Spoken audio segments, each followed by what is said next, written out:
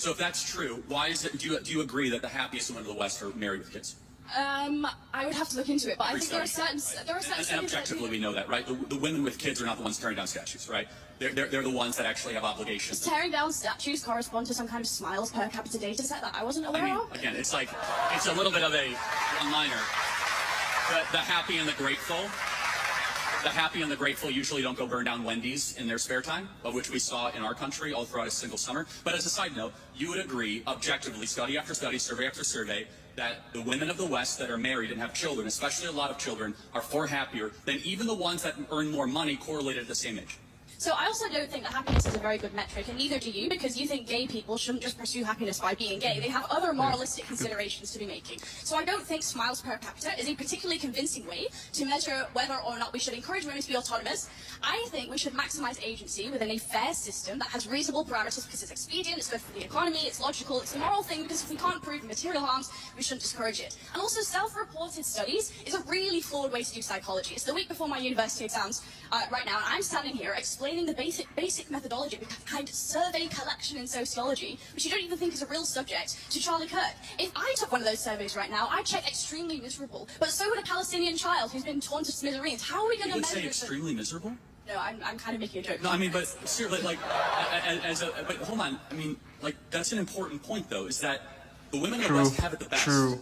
In the world. Very true. And yet they're way unhappier than women of Sub-Saharan Africa. There's something fundamentally wrong here.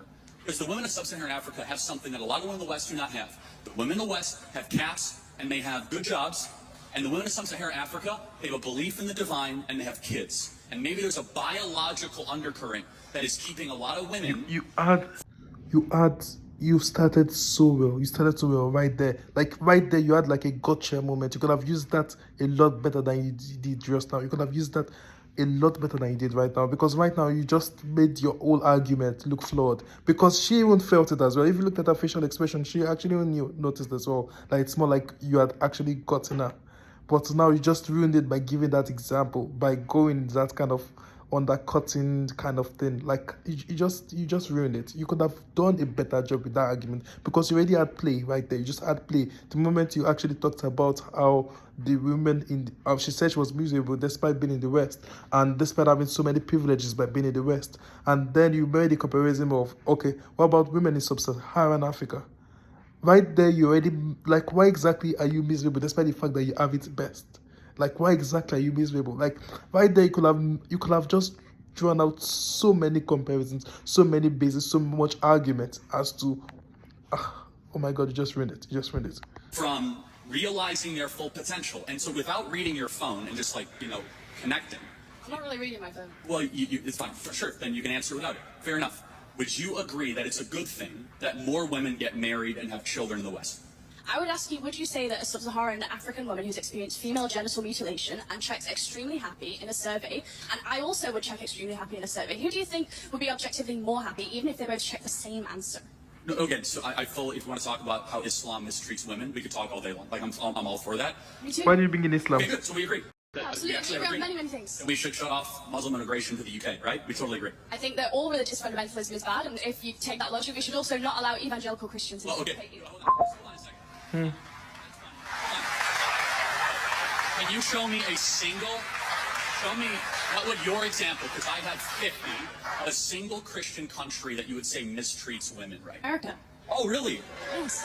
We had a female woman vice president. We had a female vice president, a female speaker of the House. Women earn more than men in America. In Rwanda, female representation in government supersedes the UK by quite a lot. Do women get treated better in Rwanda?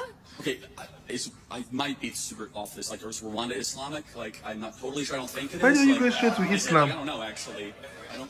It's not. So, again, we were just talking about Islam. It's a little bit of a side note. But you must be morally clear, because you brought up female genital mutilation, which is a teaching of the Islamic faith. But as a side note, like, again, this is very important, which is, I'm not here to require you to do anything or not.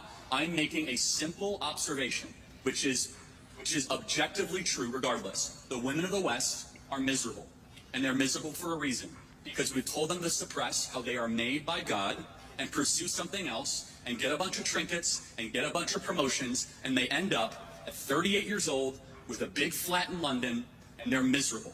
We should tell them to stop freezing their eggs and start finding their partner earlier and have lots of babies. Yeah, okay, I think I'd bring two just Well, I think that depends because we have various things to consider. We have various theoretical perspectives to consider. For example, if you look at it from the evolutionary theoretical perspective, you might have an argument as to how this could also be, there could also be like a biological component about it. There could also be something about the makeup of women that just is a bit more directed towards the nurturing aspect of children and stuff like that. So it just depends on the theory you choose. It just depends on the theory you choose. If you use the theory, for example, if you use the theory like, let's say, functionalism in sociology or symbolic interactionism in sociology, then you can talk about how it's learned, how there are various factors, various social agency who contribute to this process of socialization, where you kind of learn it. So the nature and nurture argument is gonna be ongoing for a while because, to a great extent, there are some things that you can actually credit to biology. There are some things you can credit to the evolutionary theoretical perspective on how, should I say, the world is seen, how people are seen, how people's makeups are seen. So it just depends on the theoretical lens you use. It just depends on the theoretical lens you use to look at this thing. Because I wouldn't say there's like an objective stance. There's like an objective truth to whether or not women are better nurturers than men, or men are better nurturers than women. However, one of the stats I came across recently, I heard this, I didn't actually read this myself, but one of the funny stats I came across recently in one of the videos I watched about someone quoting the stat, they actually found that female children raised by single fathers actually have a better turnout in life than those raised by single mothers. So there could be an argument there as to how maybe men actually better nurturers too. So it just depends on the theoretical lens you want to look at it, because most of the time we could look at some of these findings and everything, they're just correlations, not causality. Most times they just test for correlations upon correlations. They find out, okay, this is there, this is there, this is there, this is there. Okay, let's carry out the test to see if there's a significant relationship here, and how significant is this relationship, that kind of thing. So, but all I'm just gonna say is it just depends on how you wanna look at it, the situation, how you wanna look at it. That's what I'm gonna say.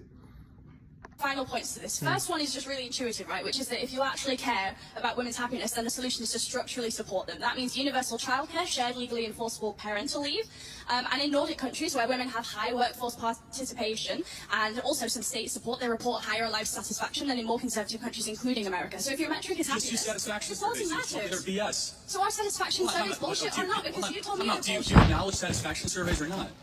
You just told me that they're BS. Do you think they're objective? We can use that as data? I don't think that it is the only sole data set, but it is a data set that you told me they're so flawed and you self-report. Okay, by the macro self-satisfaction data, I am correct. And you are right. When you have paid family leave, you are happier. I'm actually a proponent of that. At Turning Point USA, we pay for 6 months when somebody has a child. I think there's a lot of agreement we can have on that. We need to encourage having more children. I think the Hungarian child policy is phenomenal. We should look at that, because the greatest thing that is plaguing the West is we're not having enough kids. And it's not just bad because we won't have a future, it's also bad because the present is awfully miserable for too many women as well. Okay, in which case I think we get... Do I start bringing this to a close, please? Okay, I think just one final thing, which is that in which case we get to a really interesting argument about what parts of womanhood can be demarcated to the social and what kinds of womanhood can be demarcated to the biological. So, for example, my anatomy is demarcated to the biological, but the fact that I might potentially be a better nurturer than a man, I would demarcate that to the social, you might demarcate that to the biological, in which case we have differing moral scales of value. I would ask why we should necessarily prioritize your moral scale of value, which prioritizes things like the birth rate, when in actual fact there are various other moral scales of value. And if you yourself are a free market American, why is it the case that you would not